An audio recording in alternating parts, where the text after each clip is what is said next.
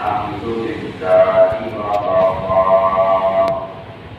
والصلاة والسلام على سيد الأنبياء محمد المصطفى وعلى آله وأصحابه أولي الصدق والصفاء.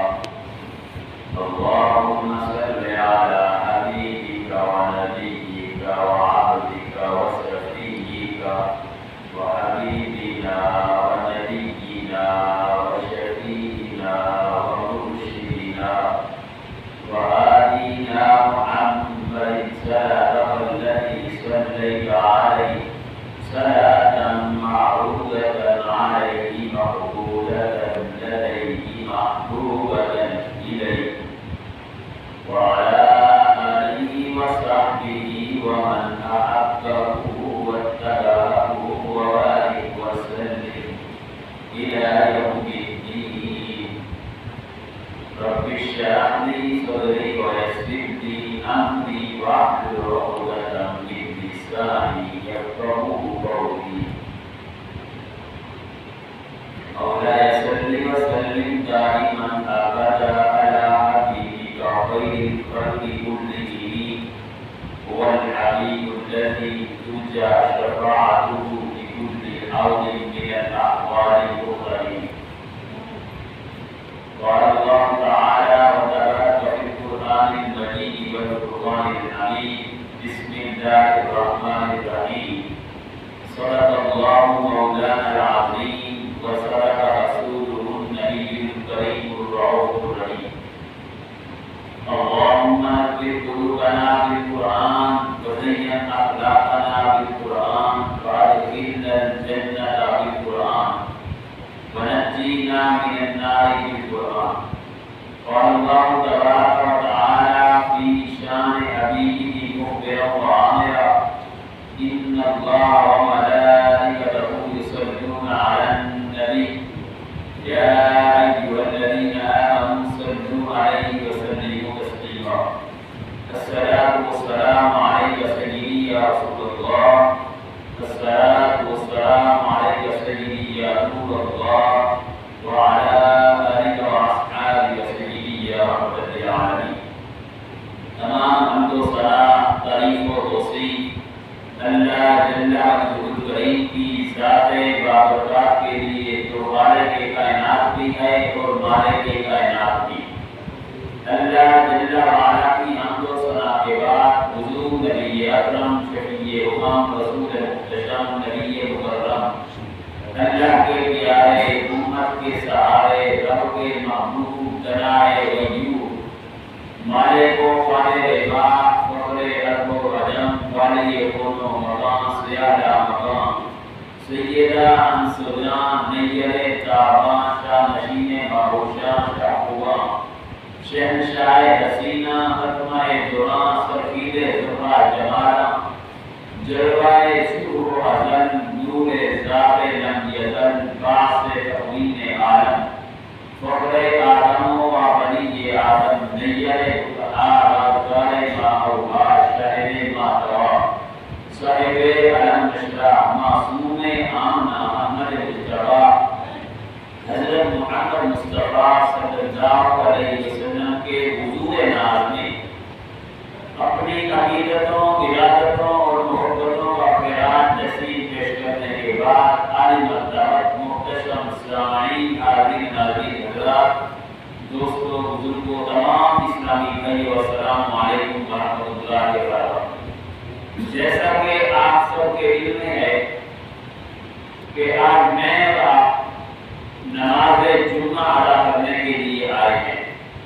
یہ تمام دنوں کا سردار جو رب کائنات نے میری اور آپ سب کی زندگی کے اندر عطا فرمایا اور یہ مقدس ماہ شعبان المعظم رب کائنات نے ہماری زندگی کے اندر عطا فرمایا. آج 21 شعبان ہے تو ہم خوش نصیب ہیں. حضور نبی اکرم صلی اللہ علیہ وسلم نے فرمایا رجب اللہ کا مہینہ ہے اور شعبان رمضان المعظم میرا مہینہ ہے، رمضان المبارک میری امت کا مہینہ ہے۔ سامعین محترم، تو آپ صلی اللہ علیہ وسلم نے فرمایا اس بابرکت مہینے میں اپنی نیتوں کو درست کرو، اپنے دل کو صاف کرو۔ تو پھر میں اور آپ دیکھیں کیا ہم جس مقصد کے لیے ہم جمع ہوئے ہیں اس میں ہماری نیت خالص ہے؟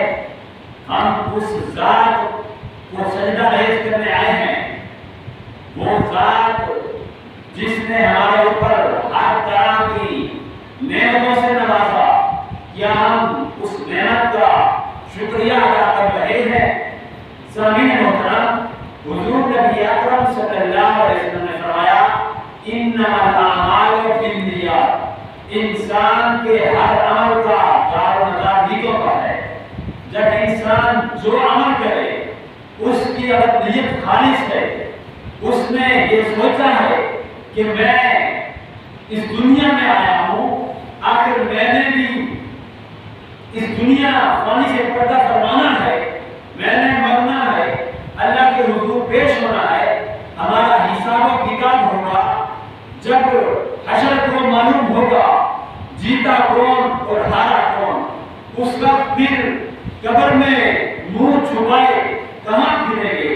جب انسان کی عدالت لگنی ہے، رب کائنات کے سامنے انسان کے اعمال نامے جب پیش ہوں گے تو پھر میں اور آپ فکر کریں، اپنے آپ کو ایک ایسی خالص نیت بنا کر اس دنیا میں زندگی گزاریں کہ ہمارا جو عمل قبول ہو رہا ہے، کیا اس میں رب کائنات کی ناراضگی ہے؟ ہم دیکھیں، اگر ہم جو عمل کر رہے ہیں اس میں فکر کریں، آیا کہ میں یہ جو نماز پڑھ رہا ہوں اس میں کوئی ریاکاری تو نہیں ہے، اس میں کوئی دکھلاوا تو نہیں ہے، میں نے اس اپنی عبادت میں کسی اور کو شریک تو نہیں ٹھہرایا۔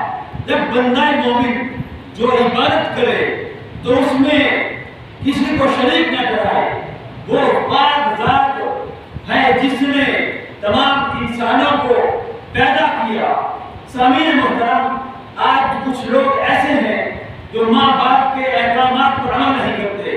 جس ماں نے بچے کو جنم دیا ہے وہ ماں اس اپنے بیٹے سے اتنا پیار کرتی ہے، جس رب نے انسان کو تخلیق کیا ہے وہ کتنا پیار کرتا ہے۔ میں اور آپ دیکھیں، اس رب نے ہمیں تخلیق کیا ہے، ہمیں پیدا کیا ہے، تو پھر وہ ہم سے کتنا پیار کرتا ہے۔ اگر ہم اس کے حکموں پر عمل کریں تو رب کائنات کی رحمتیں نازل ہو جاتی ہیں۔ ویسے بھی حضور نبی اکرم صلی اللہ علیہ وسلم نے فرمایا ماہ شعبان المعظم میں جب بندہ مومن عبادت کرتا ہے، خالص نیت کو درست کرتا ہے، اور رمضان المبارک جو میری امت کا مہینہ قرار دیا گیا ہے، حضور نے فرمایا اگر بندہ اس کی تیاری کے لیے فکر آخرت کرتا ہے، اپنے عملوں پر عمل کرتا ہے، تو رب کائنات اس پر خاص رحمتیں نازل فرماتا ہے۔ بات ہو رہی تھی ریاکاری کی۔ جو لوگ عمل کرتے ہیں ریاکاری کے لیے، دکھلاوے کے لیے، ہماری اس دنیا میں لوگوں کے سامنے چہاوت ہو، لوگ ہمیں اچھا سمجھے، اچھا انسان اپنے کردار سے بچانا چاہتا ہے۔ میں جو کردار کر رہا ہوں آپ کے سامنے ہے، آپ جو کردار کر رہے ہیں، جو انسان ایک دوسرے کو سلام کرتا ہے، محبت سے پیش آتا ہے، تو اپنا اچھے اخلاق سے پیش آتا ہے تو وہ پہچانا جاتا ہے۔ آج ہر شخص اپنے کردار سے پہچانا جاتا ہے۔ اگر ہم جو عمل کریں اس میں خالص نیت ہو، رب کی رضا کے لیے کرنا ہے، تو پھر وہ ہماری عبادت قبول ہوگی۔ اگر اس دنیا میں انسانوں کو دکھلانے کے لیے کہ میں بڑا جگیردار ہوں، میری اس لوگوں کے سامنے عمل پیش ہو، اپنے عملوں پر ناز کرنے والا شخص کی عبادت کبھی قبول نہیں ہوگی۔ سامعین محترم، حضور نبی اکرم صلی اللہ علیہ وسلم جب معراج کی رات عرش پر گئے تو جبرائیل امین بھی ساتھ تھے. فرمایا اے جبرائیل امین 3 لوگ ایسے تھے جن کے ہونٹ آگ کی کینچیوں سے کاٹے جا رہے تھے. فرمایا اے جبرائیل یہ کون لوگ ہیں؟ جبرائیل امین نے فرمایا حضور یہ آپ کی امت کے خطیب ہیں جو لوگوں کو نیکی کا حکم دیتے تھے لیکن خود عمل نہیں کرتے تھے. تو پھر بات ہو رہی ہے عمل کی.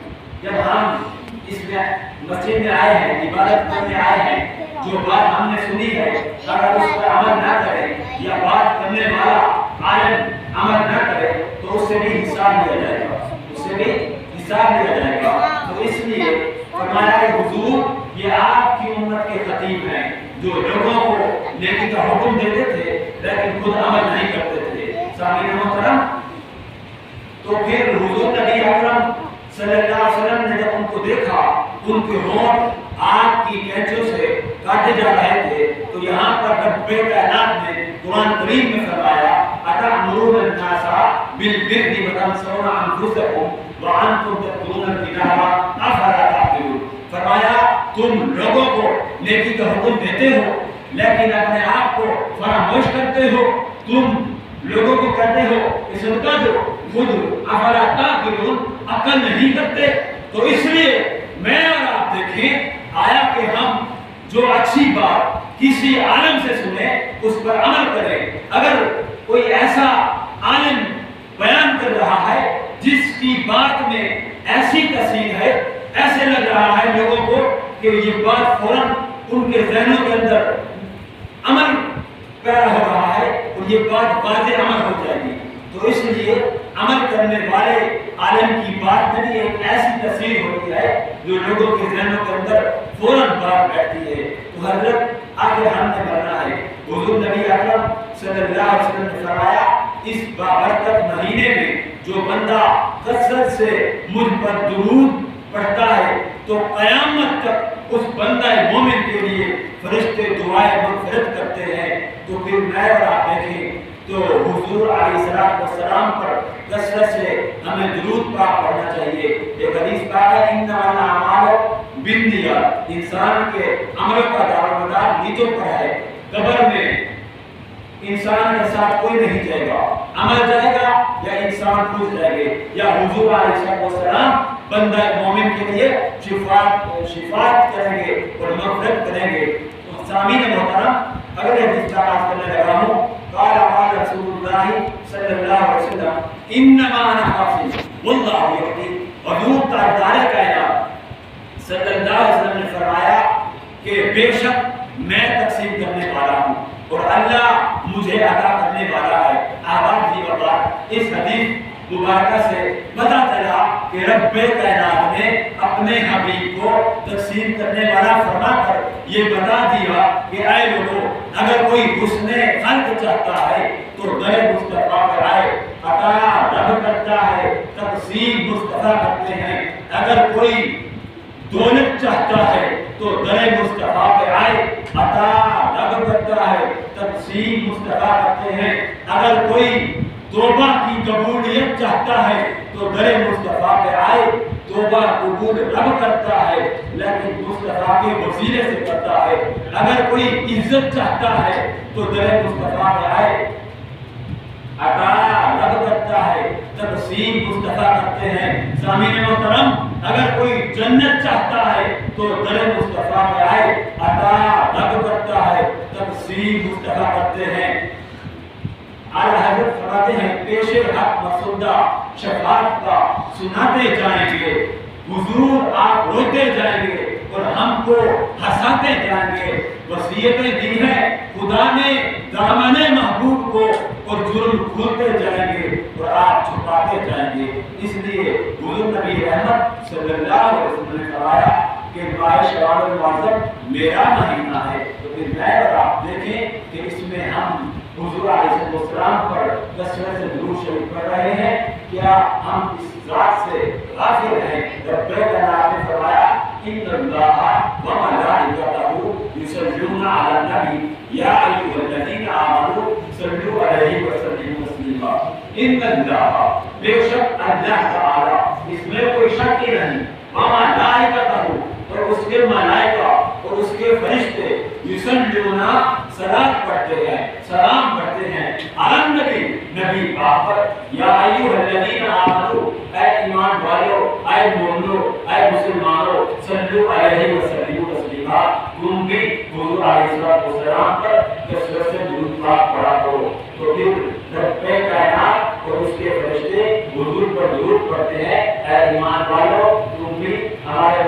علیہ السلام پر درود پڑھا کرو۔ یہ جو لوگ اس ذات سے غافل ہیں اور حضور کی محبت سے غافل ہیں، وہ سوچ رہے ہیں کہ گناہ گار کی معافی ہے، بندہ 100 مرتبہ بھی گناہ کر کے رب کی بارگاہ میں پکا سجدہ کر لے، سچی توبہ کر لے، توبوا الی اللہ توبۃ نصوحا، جب انسان سچی توبہ کر لے تو رب کریم معاف کر دیتا ہے۔ اس لیے میں عرض کر رہا تھا کہ گناہ گار کی معافی ہے، غدار کی معافی نہیں ہے۔